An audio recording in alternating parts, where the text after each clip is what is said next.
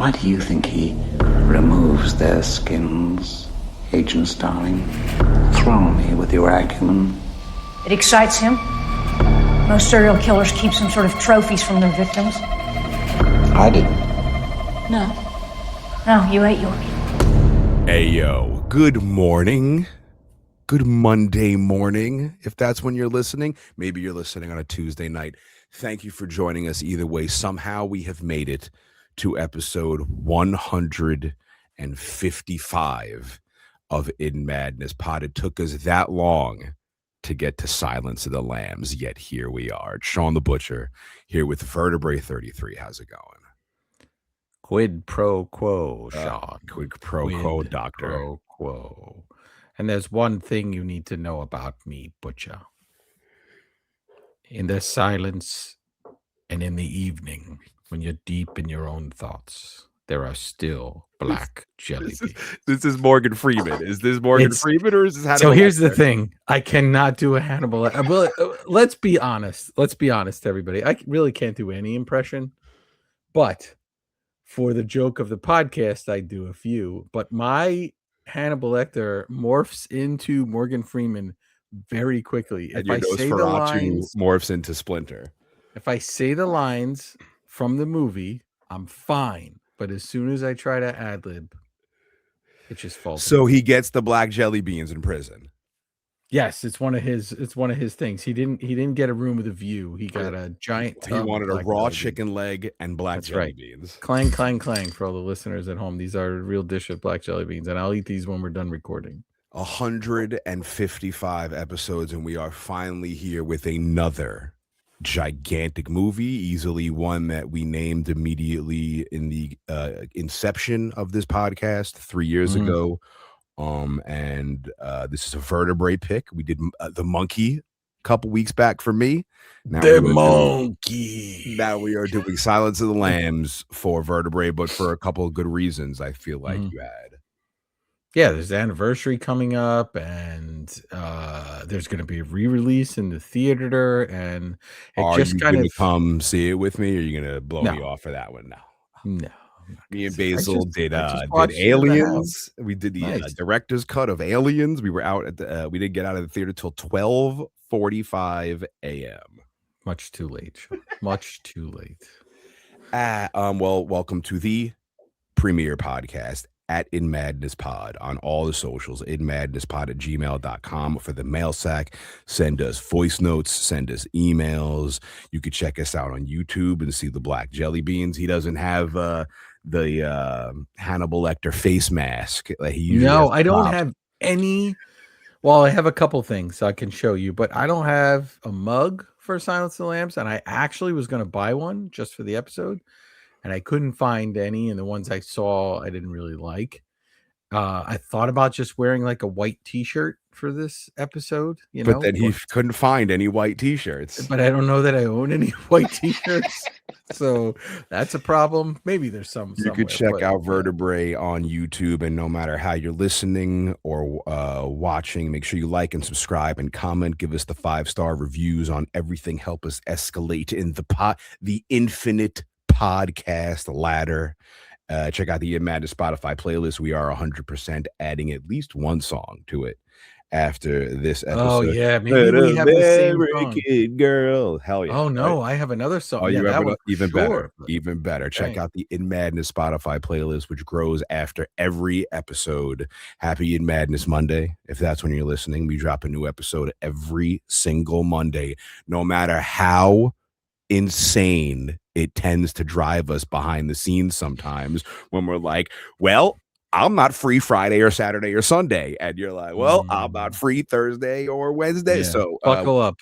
Every single Monday, somehow, miraculously, we drop a new episode. So tell everybody you know. Spread the madness worldwide. In Madness Pod.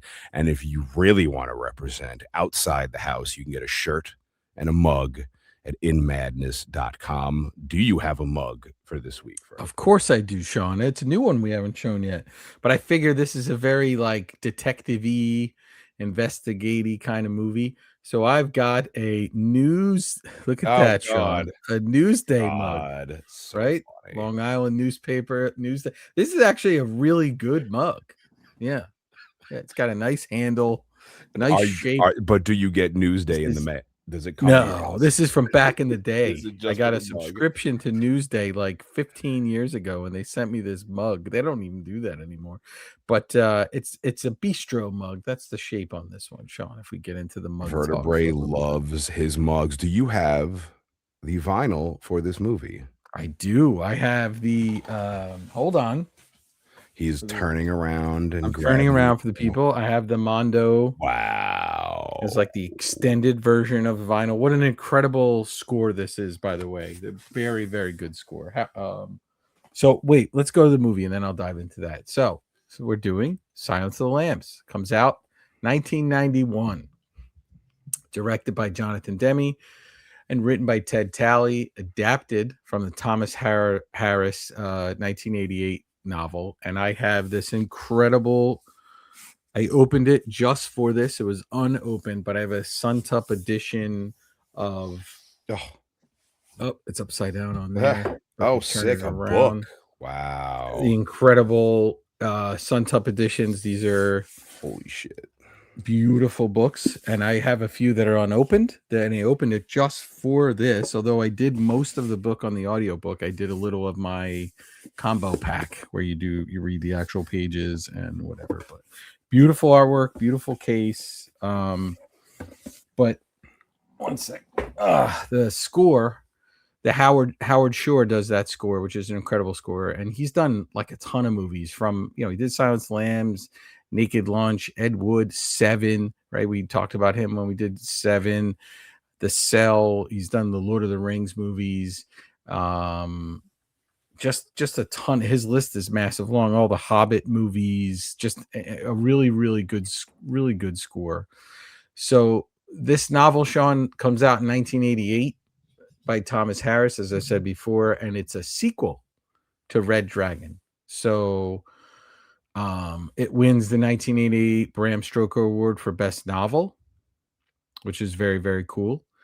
And the thing is, Sean, is I wanted to go through just a little of kind of the history of this franchise, because it is a franchise. And it's funny how it happens that people talk about Silence of the Lambs as sort of its own thing, but it's really not.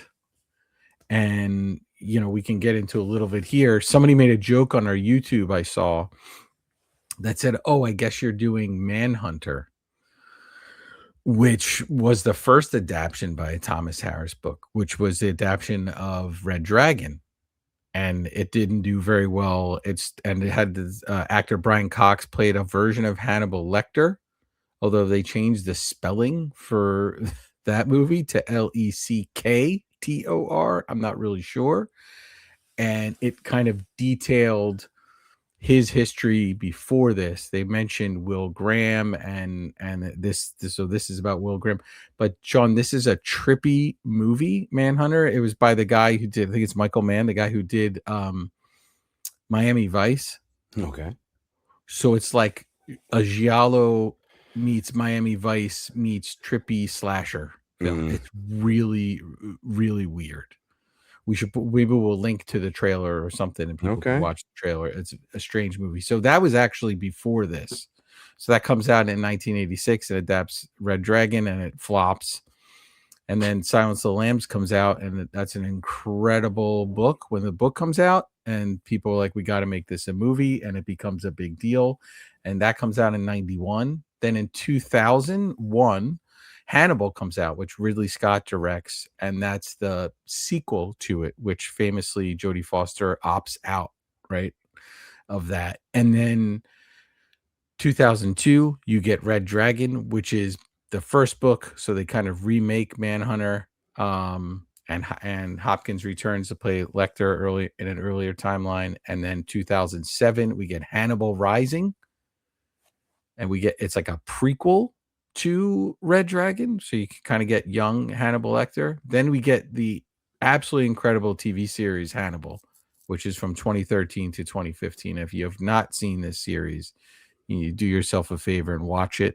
I will say, Shawn, the whole time you'll be complaining because of the pace, but it's a very cool series. I But it is watched it paced very when slow. when it started on TV. I was watching it, and I Mhm. got through. I There's a couple of seasons, but I think I got through the first one, and then after that, I just didn't continue. It's very, very well done. So it was 3 seasons. So everyone always waits to see if they're going to do a season 4. They never did it. Then in 2021, there was a short-lived CBS series, Clarice, which took place after the events in Silence of the Lambs, and kind of her at moving on past that and as an agent.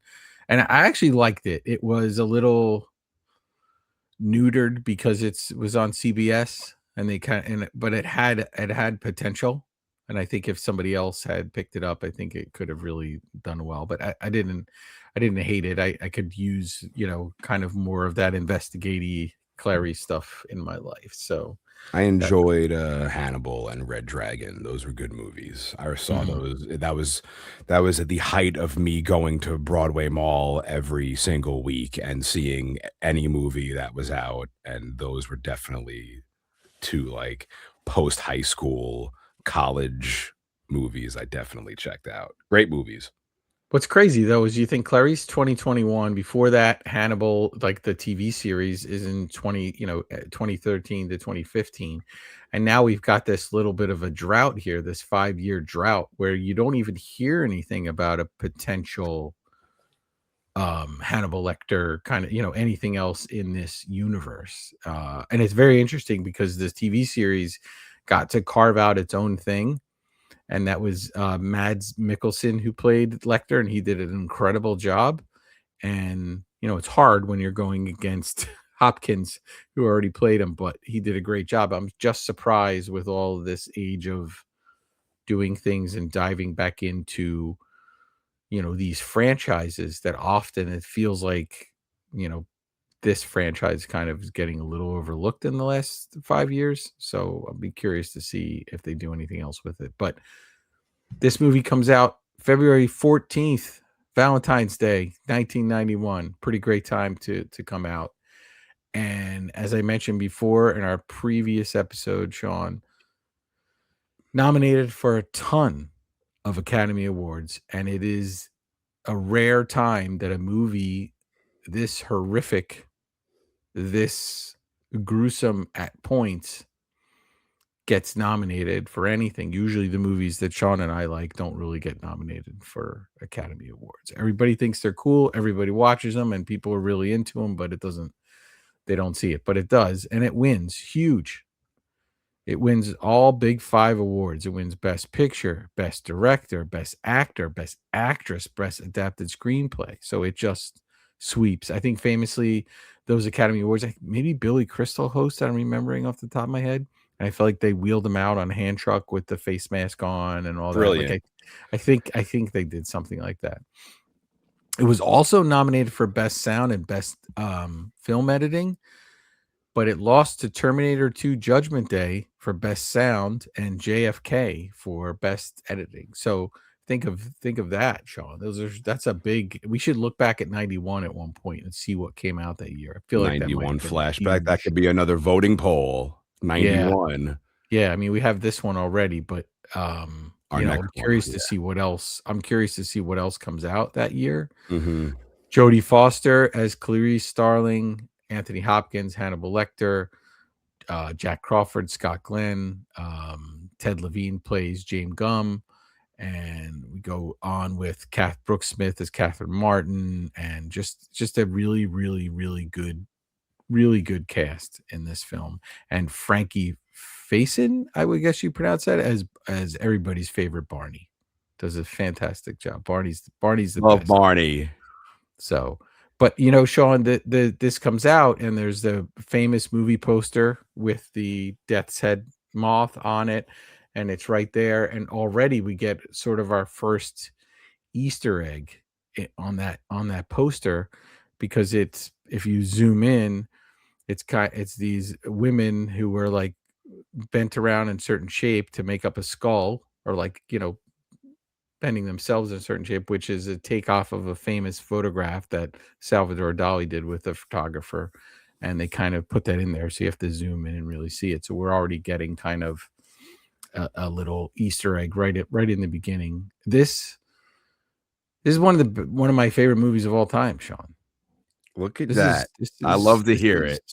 This is really up there. And listen, in that category, right? It's hard to lump all movies in different categories, but this is such a, if it's on, you start watching it and you just kind of keep watching it, and not to lessen any of the horrific stuff that happens in it, but it's very gripping, very gripping. And the novel, which I read for this and I had never read, is so good. It is so, no wonder. And there's some stuff that's different here and there, but it is just a very easy read. Maybe part of it is kind of, the story a little bit, and you can kind of picture the players, but it's just written in a very very well written, but easy to pick up and put back down kind of deal. So I think I blabbed too much, Shawn. Are you ready? I think I'm ready.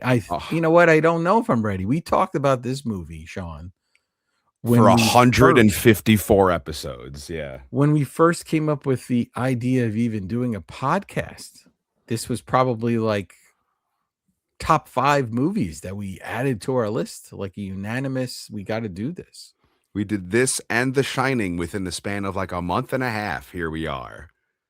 Yeah, I know. What are we going to do when we get to episode 500? We'll have The Thing. Finally, we'll talk about The Thing. That's right. I keep seeing that remastered, vived The Thing keeps popping up on my Facebook, the expanded whatever that you donated to. Yeah, it's a huge documentary. Huge. I think it's clocks in at close to 4 hours, I think. Okay, wait, let's not get sidetracked. Ready? 155 episode in Madness Pod, Silence of the Lambs. We got Agent Clarice Starling. She's training for the FBI. She's called into an emergency meeting with her boss man, Crawford, over in the Behavioral Science Division.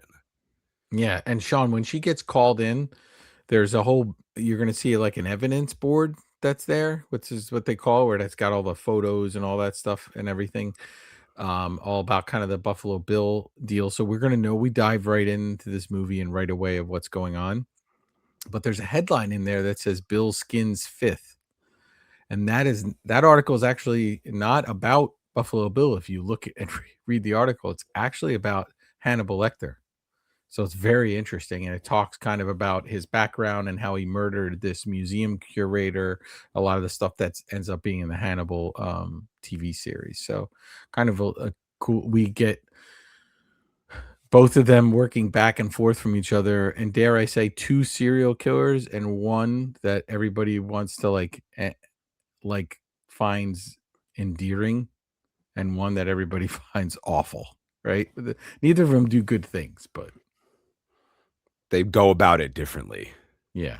I mean, Bill's charming in his own little, like, with his little poodle, and he's got little hints of there. I guess it's Hannibal, right? He's like sophisticated, right? I mean, he's a cannibal and he's eating people, but like he comes across that way. He's very just. I mean, maybe eating people is what makes you sophisticated. No. You want to try some liver? You're gonna try some human liver with me? No. Clarice is at the top of her class. She wants to work for Crawford. He has an errand for her. They're interviewing maniacs. They want to create a psychological profile, a basis for understanding their warped minds. He wants her to interview psychiatrist Hannibal Lecter, Hannibal the Cannibal. He tells her, be careful. Don't tell him any personal info. You don't want Hannibal inside your head.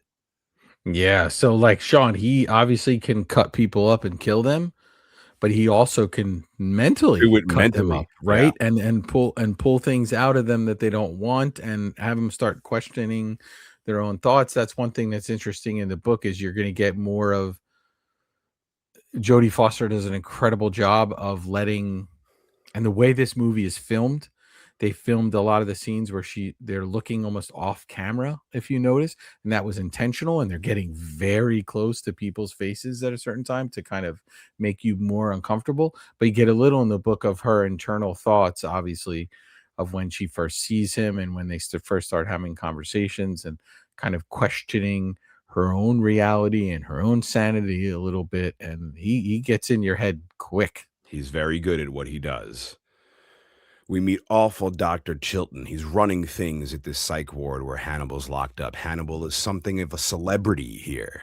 Chilton is hitting on Clarice. She's not having it, so Chilton gets annoyed, and now he's all business with her. Chilton is the worst, Shawn. Awful. He's the awful. villain in this movie. Yeah. He's giving her the 411 on Hannibal and the rules and regulations. Don't touch the glass. Don't pass anything metal. No staples, paper clips. I'll show you why we take these precautions. In July of 81, he complained of chest pains and was taken to a hospital. The nurse administered an EKG, and he did this to her face. And he shows her this picture, and we don't see it, but that's part of the allure. You can only imagine that there is this mangled, disfigured face, and he goes, they were able to reconstruct her jaw and save one eye, but Lecter's pulse never got above 85, even when he ate her tongue. Wild, wild, wild, wild. And we're only like 5 minutes into this movie. Yeah, and we're about to head into the next scene, which is in a movie chock full, as we love to say, of iconic scenes. We get one almost immediately in this film. He leaves her with Barney. He runs things down here in this psycho dungeon. Hi, I'm Barney. Don't get near the glass. He's so pleasant. He's so nice. The last nice, pleasant thing you see before this entrance to hell. He says he's going to be watching and tells her she's going to do just fine. He even put a chair at the end of the hall for her. Shawn, what did you call this? This entrance to hell? Yeah. Okay. How many doors does Clarice go through to get to Hannibal? How many cells does she pass? How many doors does she have to walk through to get to Hannibal? So it'd be she walks down 7. It has to be 7. Okay. It's 7. Oh, and 7, you 8. said the entrance to hell. 7 layers of hell, yeah. And see? In all hope ye who enter. Exactly. So we meet Barney. He was Hannibal's primary caregiver or handler or whatever you want to call him for 6 of his 8 years in captivity. And Barney is incredibly... Even Hannibal likes Barney. At one point, he goes, thank you, Barney. Yes, he's incredibly good at his job. He's respected. That is one of the few people that Hannibal treats with courtesy and respects. And in the book, they go into it a little bit more. And just Barney is like literally the only time Hannibal's had any issues there was like when Barney had a day off. Like when he was off from work, people start fucking with him. There was a problem. But when Barney's there, it's under control. I cannot remember in the movie because now we're only watching half the movie for the podcast, so we can zone in on the half and then watch the other half. When we get to some craziness later in the movie, in the book, I think Barney wanted to be around a little bit more to help out, and they probably could have used Barney's help. Now Clarice has to walk past all these raving lunatics to get to Lecter's cell, but all these dudes have jail cells, and she passes Lecter's neighbor, Multiple Miggs, who informs her that he can smell her in the most vile of ways. She's disturbed by this, but she approaches Lecter's cell, which is different than all the others. He doesn't have bars. His cell is like this glass cube, kind of like the prison that they kept Magneto in the X-Men. It's got a few air holes in it. I mean, very unrealistic, very, very cool. Artistically, incredible. We're going to get to see him. We get to see everything in the cell. There's nothing, you want nothing to obscure this connection, this relationship with him and Clarice. We need that back and forth. And what's so off-putting about this, Shawn, is when we see him, this glass, that first shot, is so incredibly clean. It feels like there's nothing there. It feels like there's just this creepy dude in a white t-shirt standing there staring at you, and they've already called him Hannibal the Cannibal, right? So I think it's just a really cool way to set this up so you can see him in the interaction. You know, unrealistic. Obviously, you have to call it out, this sort of this thing. But Shawn, there was a serial killer in the UK that was kept in what they called a glass box at Wakefield Prison after killing other inmates. I don't know what the box looked like. I don't know if it also was like that. I doubt it was. This is like a suite that Hannibal has here. It's huge. It's he gets to do art and everything else. But yeah, just a really, really good artistic choice very early in this movie. Which is why this, my friends, brings me to my milking of the alpacas moment. Milking of the alpacas moment. Because there he is, standing there, waiting for Clarice. We get our first look at Hannibal Lecter. He seems very happy to see her. His cell is immaculate. He's got art hanging all over the walls that he drew himself. He seems very pleasant at first, which is part of his charm, I'm sure, before he rips your goddamn face off. And that's what they said about Ted Bundy, that he was very handsome and very charming, but then he was decapitating people and returning back to the scene of the crime to have sex with the dead bodies. So you got to be careful. Clarice introduces herself, and it seems almost immediately Hannibal knows exactly what she's doing there. He knows she's with Crawford. He asks for her credentials. She holds them up, but he wants to see them closer, and hesitantly she approaches the glass to show him. But he doesn't care about her ID at all. He looks directly into her eyes as he approaches her, and then briefly takes a glimpse at the ID and notices immediately that it's about to expire. And he goes, "You're not real FBI." She tells him she's a trainee, and he gets almost offended. He sent me a trainee. She says maybe Hannibal can decide if she's worthy to be in the FBI, to which he says this is quite slippery of her to be feeding him these compliments, but immediately he's hospitable and tells her to please have a seat.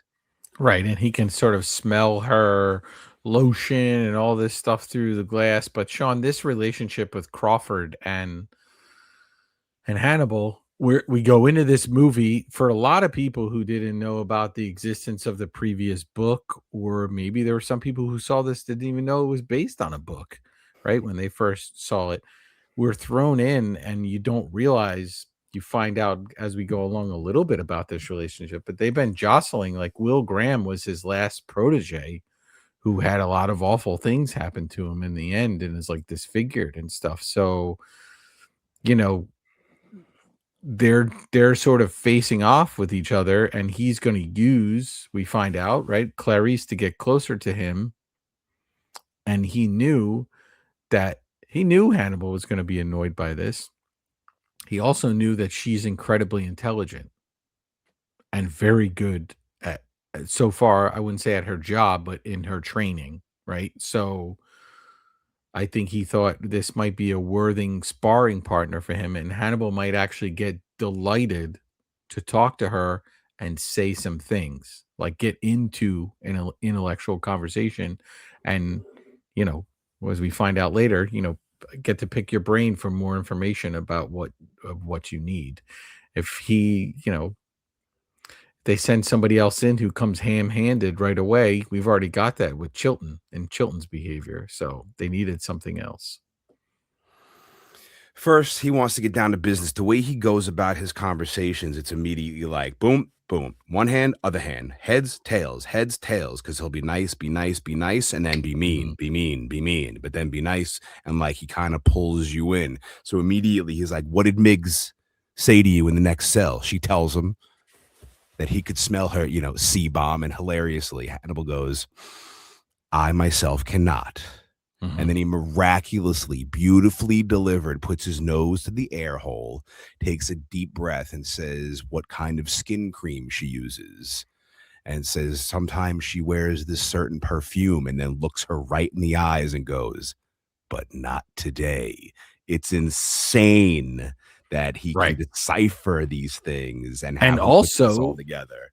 A little bit of foreshadowing about skin cream and lotions. I didn't even think of that. Right? So we get this early on. He's already ready to start dishing. He's already ready to start playing this game. he figures, he wants out of there, and he figures this is his way to get out of there. I don't think he ever thought he could get a deal to be out of there. I think he always thought he had to, chew his way out, for lack of a better word. But yeah, we get that early on. Those chalk drawings in the cell, Shawn, some incredible drawings. The one of them of Clarice with a lamb, which they used in like the DVD one, sold for $44,800. Shawn. Sick. Yeah. She's inquiring about Hannibal's pictures and uncomfortably asks him to review this survey, and he is not about it. Tells her she was doing so well, courteous and charming, but this terrible segue into the survey, it won't do. He's a psychiatrist. He's creating a psychological profile of her the same way she's trying to do of him. He knows they're on the hunt for Buffalo Bill. As if it's turning him on, he's asking Clarice for all the details, asking her why Bill removes the victim's skin. But he seems like he knows the answers to all of these questions. He's just asking Clarice because he's testing her. She says most serial killers keep trophies of the victims, and immediately Hannibal goes, I didn't. And she says, no, you ate yours. And for a second, it seems like she one-upped him. And he silently looks away as if he was just outsmarted. However, he also seems like he's in a trance and was brought back to that very delightful moment of eating his victims. It's just so beautifully acted, and it's just so well done. Yeah. He says he'll take a look at the survey, but takes one glance at it, and he just like kind of flicks his little fingers through it, completely disinterested, as if he's being pigeonholed with these other psychopaths, like he's like Miggs, like he's offended that he would even be compared in the same sentence. He's something way beyond this and smarter than that. He immediately starts psychologically tearing Clarice apart, making fun of her shoes, how she speaks, how she smells. She seems uncomfortable because everything he's saying about her is about her past, and he's probably hitting the nail right on the head. Yeah, and so when he makes a comment about her accent, Shawn, that was Pure West Virginia. That was not in the script, and it threw Jodie Foster off, and you can kind of see the look on her face, and that's the take they went with, right? Because she's already, much. You think about this movie and the weight of this film, and I think she's like 29 or something when she's in this movie, and you got a 50-something-year-old Anthony Hopkins. It's probably a little bit overpowering at times. And then if he's going to ad-lib things like that, it's sort of, if you're insecure about your real job and then he's throwing that in there, you almost, like as the actor, is thinking like, oh man, am I not even doing this right or whatever? And so they got a little bit of a real reaction from her in that. She tries to get control of the situation and throws it back at Hannibal Lecter, saying that if he's so smart, he should do a little soul searching within himself to see what he finds. And almost offended, he pops the survey back in the little sliding tray mail slot and slams the door, and she jumps. And he gives us the great line about the census taker who once tried to test him. So he ate his liver with some fava beans and a nice Chianti. He tells her to get the hell out of there. And in the book, it's a census taker tried to quantify me once. I ate his liver with some fava beans and a big Amarone, which is a Italian red wine known for its like high alcohol content. And they change it much better to this, thinking people would relate to it more because you have to kind of explain it a little bit to people. So I think that's a good shift for a very classic line. And he does that like thing at the end. Yeah. Clarice is walking off, and there's Miggs, naked in his cell, whacking. He gets himself a nice hefty handful of splooge and chucks it right in Clarice's face. She is beside herself. The entire cell block starts screaming, losing their mind, including Hannibal, who begs her to come back. He says she did not deserve that. And now Hannibal kind of feels awful. She's like, well, then do the survey for me. He's like, no, but I'm going to help you. He says, seek out Miss Moffat, an old patient of his. And then hilariously, with great comedic timing, even in a situation as insane as this, he says, go now, because I don't think Miggs can manage another handful of a batch, even though he is crazy. Go now. It's like such a little twist of comedy, and it's so well delivered. Yeah, yeah. This well, Miggs isn't long for the world, but is Insane. I disgusting. mean, this is one of the most insane moments in like film history. You don't see something that graphic and that horrible in movies, even in like Saw movies like that. In an Academy In an Award-winning film for Academy, in a Best Picture. five-time Academy Award-winning film, you don't see a lot Yep. of people getting handfuls of load thrown in their face. She runs out and the cellmates are screaming. This place is the dungeon of lunatics. She makes it outside and is beside herself. In this one instance, her entire life has now changed. You don't come back the same after getting a handful of splooge thrown in your face ever, no matter what the situation is. I mean, that's in that deal, Sean, that's just the capper. It's already been, I think she already would have been pretty upset leaving, right? It would already have been pretty traumatic. You just had Hannibal the cannibal digging into your brain, mentally, and having you question your ability to even do your job, who you are as a person, like in a very short exchange, and then you cap it off with this.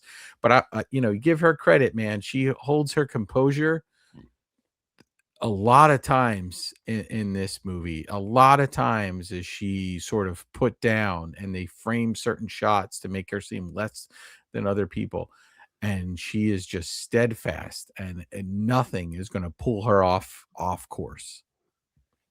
Now she's having flashbacks of her childhood, of her dad. She's training at the academy, researching Lecter, doing her investigatey bits, which I know Vertebrae is loving.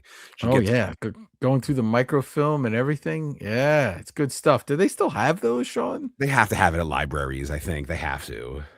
I gotta see the library. That's We the have only the time I library at ever the end use of our one was at street. the library.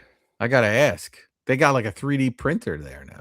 Oh for god, library. an AI operated 3D printer probably, yeah. Listen, that's where I get my Wi-Fi for Comic-Con. Hint to everybody, you can take out a portable Wi-Fi from the library for free. Shout out to your local library, a monthly reminder or probably bi-monthly reminder from We In gotta Magnum we Pod. gotta get a librarian on this podcast one time, Sean. We're working on Twisted Spine. I promise we'll get that to work. It just didn't work for the day we had planned, but we will get Yeah. some book people on here. Yeah. So she's doing her investigative bits, and then she gets a call. Miggs is dead, swallowed his own tongue. Guards heard Hannibal whispering to him all night. So Hannibal messed with Miggs' brain and made him kill himself as payback for Clarice. Hannibal is in love. Yeah, we don't even know what he said to Miggs. I mean, it's physically impossible to swallow your own tongue, so I'm not sure how that happened. It could block your airway, but I don't know how he was able to do that. But still, he's up in his brain. And they've been around each other a lot, and he wasn't able to do that. Or maybe he knew he always could and waited for this moment or something. Clarice is checking on this storage facility that's under the name Miss Moffat. She's trying to open the storage space, but it's stuck. And she asked the landlord, this magician-looking guy, to have his driver help open the door. And I love his driver, this big husky dude that they don't really fully zoom in on. And he goes, "Oh, my driver detests physical labor." And I'm like, "Yeah, me too, driver. I got you." I Nothing. love it. The yourself storage facility is the name of the place. And I wrote in the notes, imagine this episode of Storage Wars at this place. Like, could you imagine this one? Nothing's going to stop Clarice from getting in here. She gets her car jack out and starts prying on the door. There's even a funny moment where she gives the magician landlord guy her phone number, to the office, to the FBI. And she's like, should the door close or anything else happen, give them a call. She's trying to lighten Yeah. the situation a little bit. I love that the guy who owns the storage space place has a driver. Yeah. That's pretty Yeah. fantastic. Yeah. He's got his own Alfred. Clarice slides in, immediately cuts herself on the door and starts bleeding, an omen for entry into this storage space. Mm-hmm. There's a stuffed owl, some mannequins. It's very Norman Batesy. Yeah. She sees a cloth, slowly lifts it, and there it is in a large jar full of formaldehyde, a whole human head. It sort of looks like Leatherface.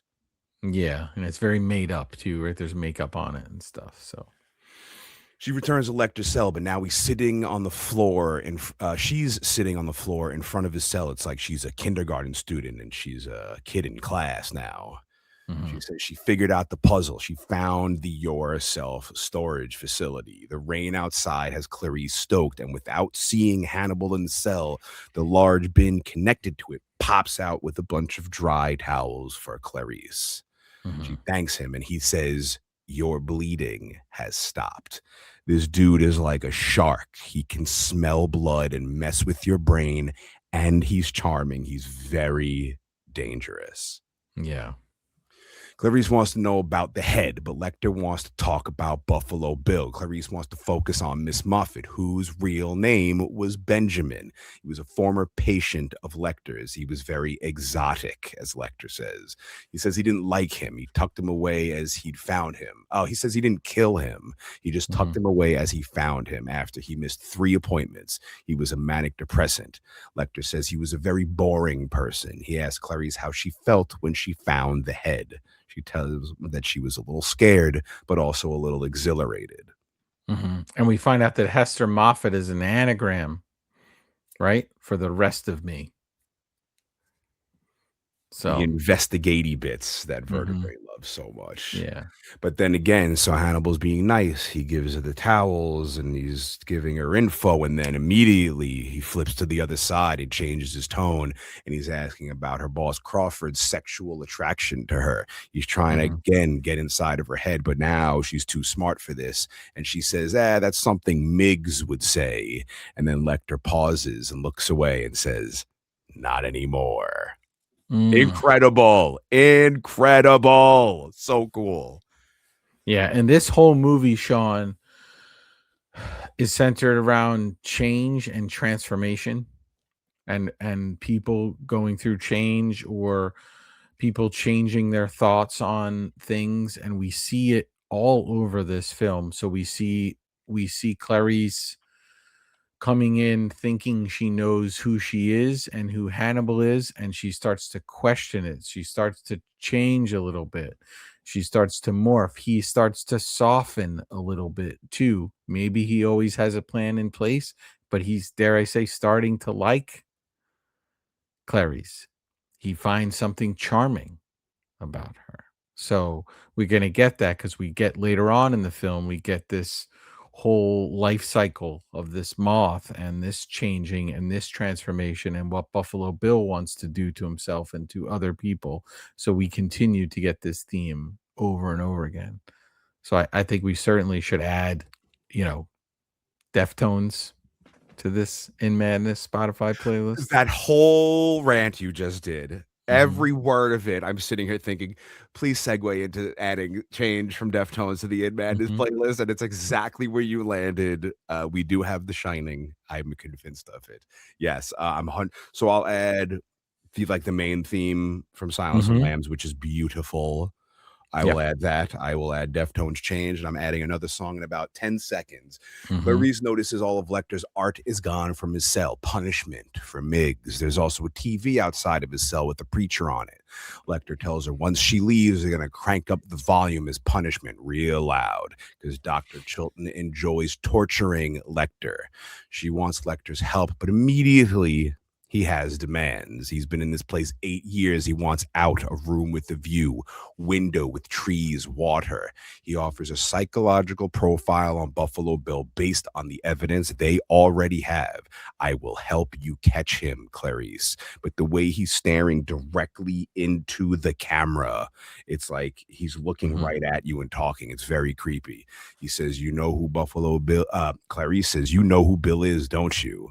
Who decapitated Miss Muffet? But Lecter tells her she's got to wait the same way that he's been waiting behind this glass enclosure. But how long can Crawford wait? I bet Buffalo Bill's already out hunting for his next victim. And there she is. Next victim, driving in her car, singing along to Tom Petty, American Girl, adding it to the In Madness Spotify playlist. Rest in peace, Tom Petty, one of the best. For real. And Chuck Norris. Oh, yes, Chuck Norris. Crazy. Just passed away. Yeah.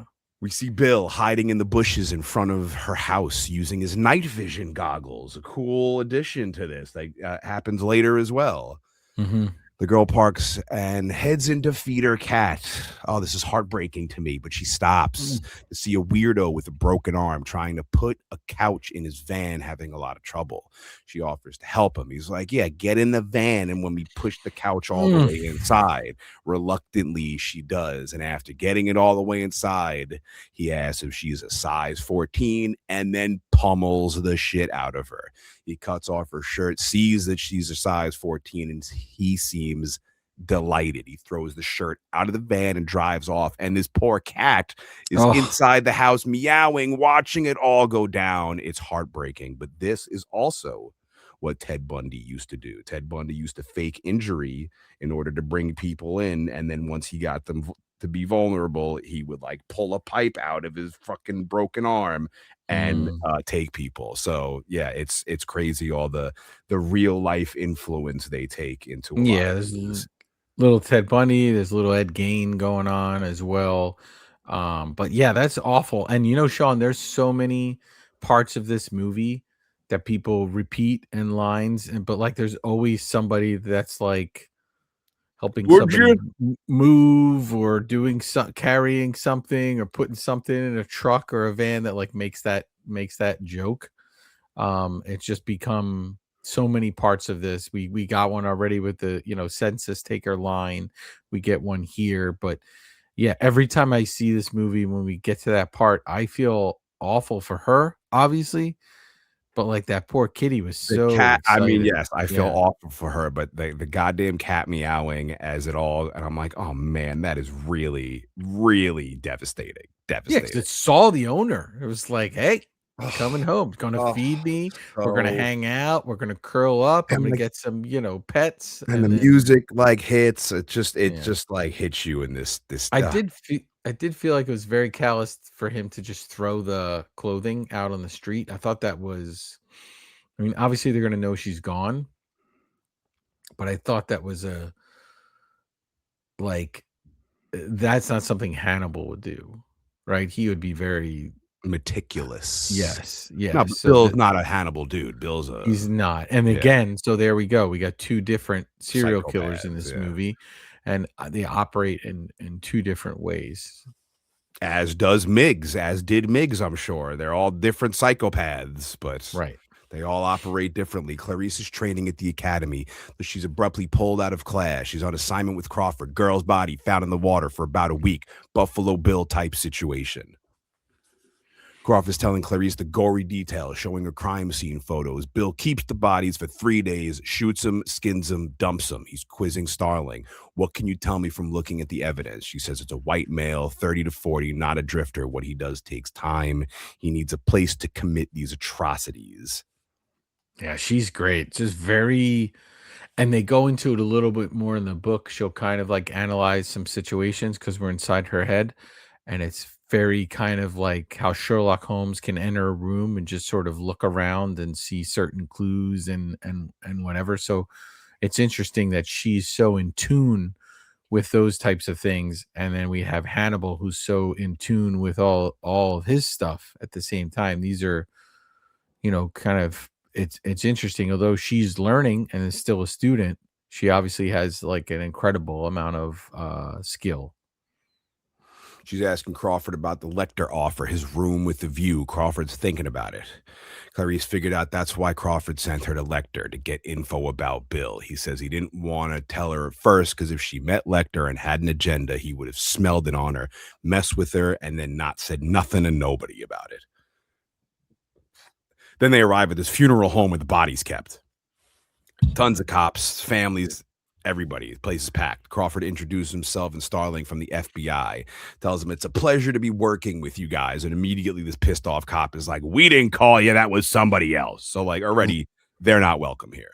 Right. And already she's thrust into a situation, mostly men, all men. kind of looking at her while she, I don't think there's another woman in that room, and they're all kind of looking at her like, why is she there? And then we're gonna get some more uncomfortableness. So immediately Crawford tells the cop these crimes are of sexual nature and would he'd rather not discuss it in front of Starling. So we get this long, uncomfortable look between all of them, and then they head to another room, leaving Clarice alone in this group of angry cop dudes who are like, a female in the FBI? What?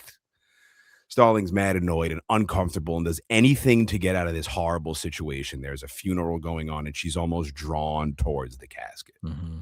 She has another flashback. She's a child approaching her dad's casket. Now she's snapped back to reality when she's summoned to the back for the autopsy. Crawford's yelling instructions into the phone, trying to send the fax on the fax machine. Mm-hmm. All the cops are in the room. Everybody's screaming and yelling and drinking coffee and having a blast. But Clarice puts a stop to all of it. She thanks all the cops for their help, kicks them the hell out of there, and they all stare at her like, you as a woman telling us cops what to do? And then finally they all leave and the autopsy begins. It's such a cool part because, they're judging her right away. And then they're all being so callous in this situation that they're standing around just drinking coffee and like they're just hanging out in their break room at the office. And when she says it to him, it's so controlled, polite, and dare I say a little almost motherly, that a lot of these 20-something-year-old cops instantly react to it, kind of look at each other and leave the room. There's not one that kind of puts up a fight or makes a comment. Nobody even really gives her a dirty look. It's a very interesting, you can see her.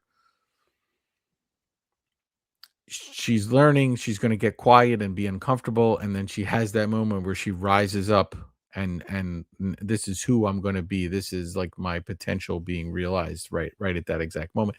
That is more about her, I would say, upbringing and her drive from the lifestyle that she had to do better than it is about like her FBI training.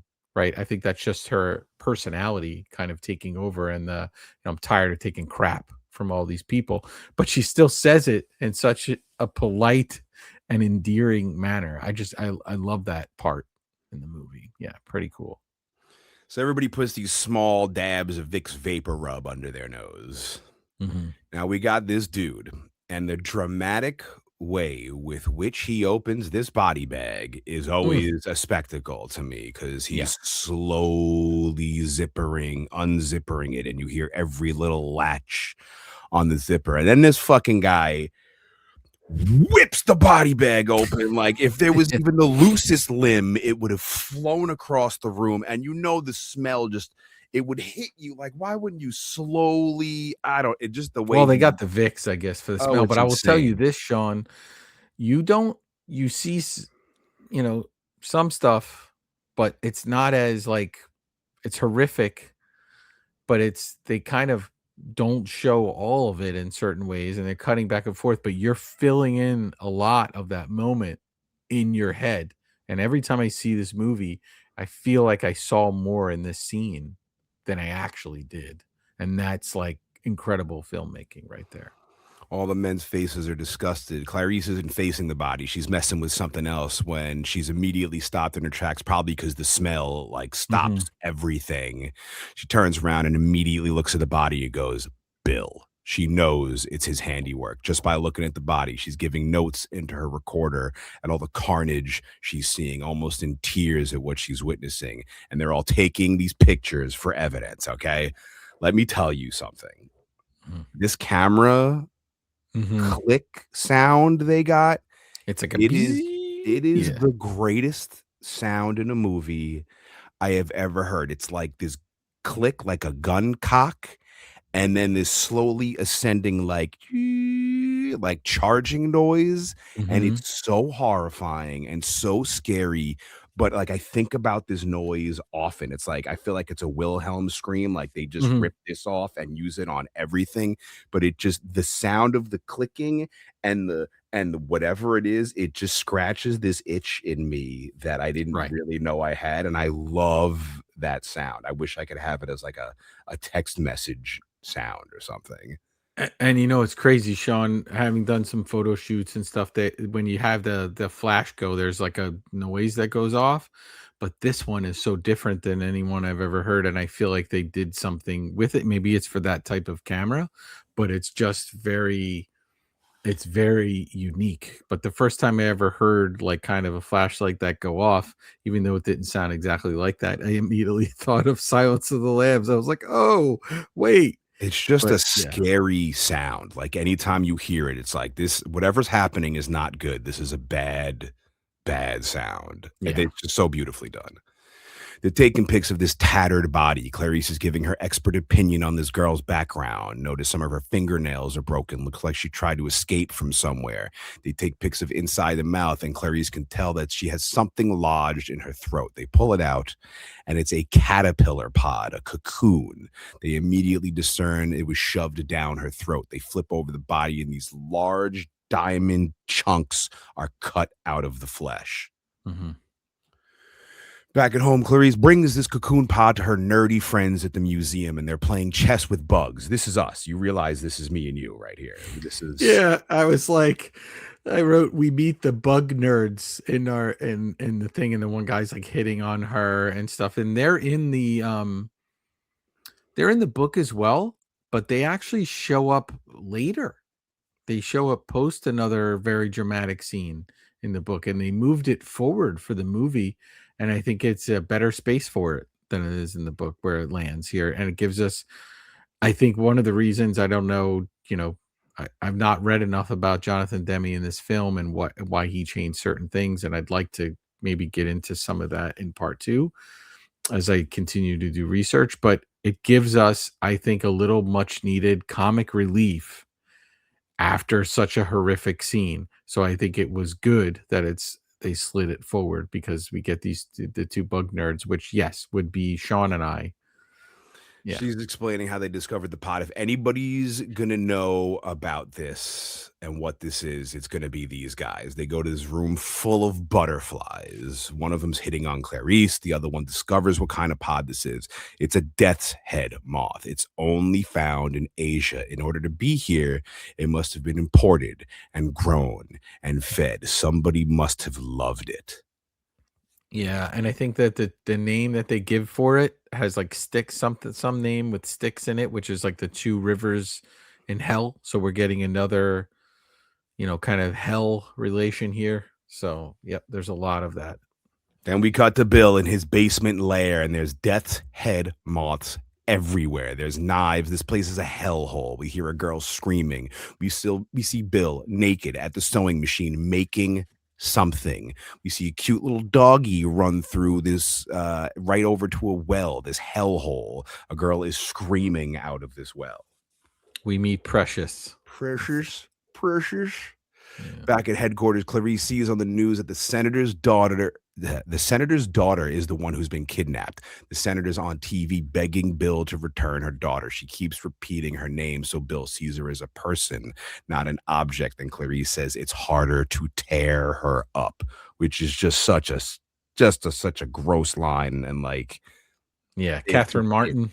Yep, Yeah, is her Catherine name, Martin. and we meet her, and this is, the FBI consulted on this movie, and parts of this, come right from that they would coach somebody to humanize somebody that's been kidnapped, because maybe you'll actually cut into kind of that person's soul. Maybe they actually will feel guilty and for taking them. Clarice is back at Lecter's cell, but Dr. Chilton's pissed off that she keeps coming back. He runs this asylum, and he feels like she's taking advantage.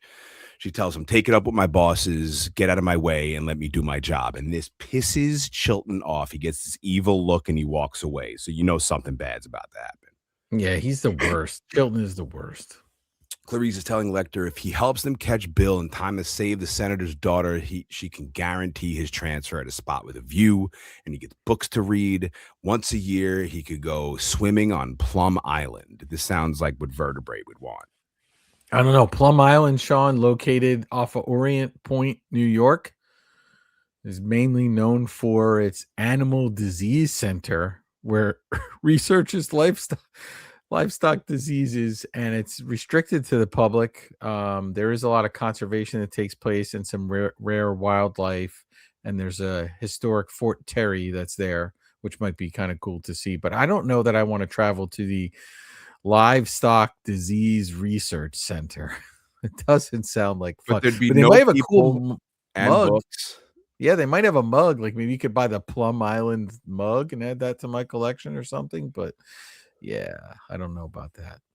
She's telling Lecter about this transfer, and for a little bit, he seems to be eating it all up, like he has a gleam in his eye. She pushes all the paperwork through the mail slot, and he seems to be disinterested in this bargain, though. Because while she's saying it, it seems great, but the second she like hands him the paperwork, it's almost too good to be true.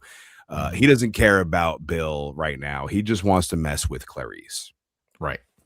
He wants to know about her. He's taunting her and tells her the senator's daughter depends on it, so you better talk to me. He asks Clarice about her childhood, her dad dying when she was young. She's telling her story, and we see warmth in Lecter's eyes. He seems sympathetic towards her. He's closing his eyes while she's talking, and it's like he's listening to a symphony. It's like this is bringing him great pleasure to hear about her. Now Clarice asks about the senator's daughter. This is our quid pro quo. Quid pro quo. Quid pro quo, Butcher. Lecter asks, was she a large girl? Clarice is hooked now. Lecter is one step ahead of everyone. She says all the victims were big girls. There was something in her throat. Hannibal asks, was it a butterfly? He knows everything, how this begins, how this ends. This is all a game to him. He's just messing with Clarice. They also found the same cocoon inside the head in the jar at the storage place, Miss Moffat. Clarice wants to know why the cocoons are placed inside the victims. Lecter says it signifies change, cue the Deftones, turning into something beautiful. Billy wants to change. Clarice is getting very investigaty, and Lecter tells her she is very close to catching Bill, but she doesn't understand how. She inquires further, but again, Lecter does the flip maneuver and turns away and continues his own line of questioning, messing with her, asking her what happened after her dad died. Without even looking at her, he knows that she's looking down at her shoes and says, the answer isn't on those second-rate shoes, Clarice. So good at this. Annoyed, she tells Lecter she went to live with family at a ranch. They had sheep and horses. Lecter asks if she was sexually assaulted. He's just being a scumbag now, trying to break her down, but she won't have it, and she goes back to her own questions, and we get this great shot of her looking at him, and all you see is his reflection in the glass answering her as they go back and forth. It's such a great shot.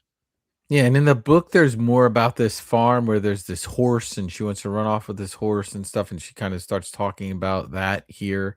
And I think they kind of weed a little bit of that out and kind of cut to the chase a little bit quicker because, you know, they've got how long is this movie? 2.5 hours? 2 hours on the balls. 2 hours, right? So, you know, they got to kind of get through it. And this movie flies. We go a pretty quick pace with I'm wondering because when we did Shining, you're like, where are we leaving off at? And I was waiting for your where are we leaving off Silence of the Lambs text and you didn't get it. So I was wondering if you stopped here or if you went a little further because I'm going a little further. We'll see. We'll see. I'll let you know. Lecter says Buffalo Bill is not a real transsexual, but he thinks he is. Lecter says there are 3 major hospitals that perform that kind of sexual reassignment surgery Bill is looking for. He wouldn't be surprised if Bill signed up to all 3 and had been rejected for severe childhood disturbances and violence. And this entire time, Chilton is in his office with his awesome, I love his mini reel-to-reel recorder. Such a beautiful piece of machinery, and he is listening to their entire conversation. That's the only endearing quality that Chilton has. He's got a cool recorder. He's got cool gear. That thing is so cool. Lecter says Billy wasn't born a monster. He was turned into one through years of abuse. He hates his own identity, which makes him react like a savage, making him even more terrifying. And then we see him, Bill, holding Precious, looking down in the well, talking to his victim, and he gives us the iconic line, which you will learn all about Next week, on the thrilling conclusion, episode 156 of In Madness Pod, Silence of the Lambs, iconic. We're saying it for the billionth time. Anniversary time's coming up. This was a vertebrae pick, and we have conquered half of this movie so far. How do you feel, vertebrae? I feel pretty good, Sean. I think again, with these types of movies, there is so many layers to dive into. There are whole essays written on this, and I think we're only just touching the surface of it when we talk about it. But I don't, we I don't want to keep stopping the movie to overanalyze things when it's just a fun movie. And it's a weird thing to say, fun movie, but it's such a well-made movie and such an enthralling film.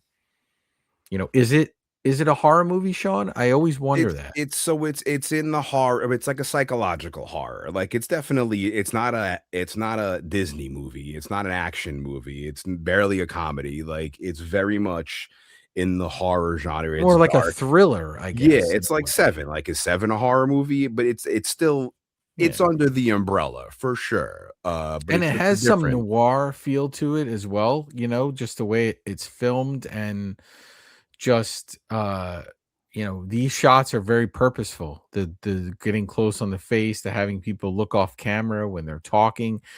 Then when it cuts to Hannibal looking directly at camera, you're sort of thrown off by it and he's staring at us. So just yeah. And what's crazy about it is we just covered enough iconic bits in the first half of this movie that would be all that some movies had total, Mhm.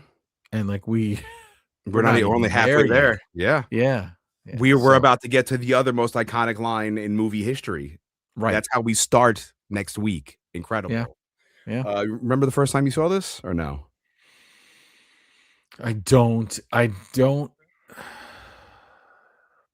think it was in the theater. I think it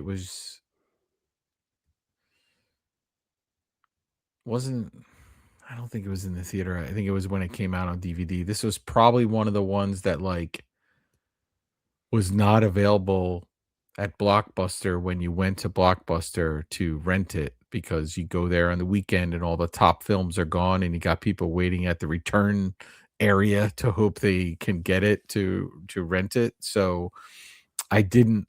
And what's funny about that, Sean, is uh you know a ton of people saw it in the theater, but obviously, in the 90s, this, a DVD boom, a VHS boom, all that kind of stuff gets more and more people to watch things through the 80s and 90s at home. And but yet everybody knew it won Academy Awards and knew kind of the parodies of it. You already had Billy Crystal parodying and other people talking about it. So I don't think, what's interesting is that, I feel like I knew a little bit of it, but even with that, you don't know it until you watch it, even with the sort of the premise being ruined in some ways by the time you see it and everybody's talking about it. Um, it's a very, very enthralling film. I said that before, but just brings you in, and it rolls in all the things that kind of just these incredibly well-written characters and fleshed out characters. And it does a service to the book, and it does a service to crafting its own thing with the way Demi filmed it. But yeah, I don't remember. Long answer, but I can't remember the specific day I watched it, but I could tell you after I saw it, I know I watched it. If I rented it, I watched it again before I returned it. Like I kind of saw it like almost back to back. Do you remember seeing it? I was a late bloomer on this. So I was 91. I was 8 years old. So people were talking about it on like the playground. It was kind of like The Exorcist, where Yeah. people were like, "Oh, yeah, there's the face and the this, that, the third," and I don't remember. Wasn't specific things, but I mean, I was cued into it mostly through Cable Guy with Jim Carrey putting the chicken meat on his face and going, "Hello, Clarice." And Yeah. but when I was working at Stop and Shop, like when I was in college, much later in life, and there's like the DVD rack at Stop and Shop, and Silence of the Lambs would always be there. And I was like, I need this movie. So I just bought it and owned it. And that's the same copy that I have now. And it's the same copy that I watched for this episode. And yeah, I was so late to the game, but yeah, you just hear, rubs the lotion on his skin and Hey, don't give it away. all the classic lines that everybody has, and the fava beans and the Chianti.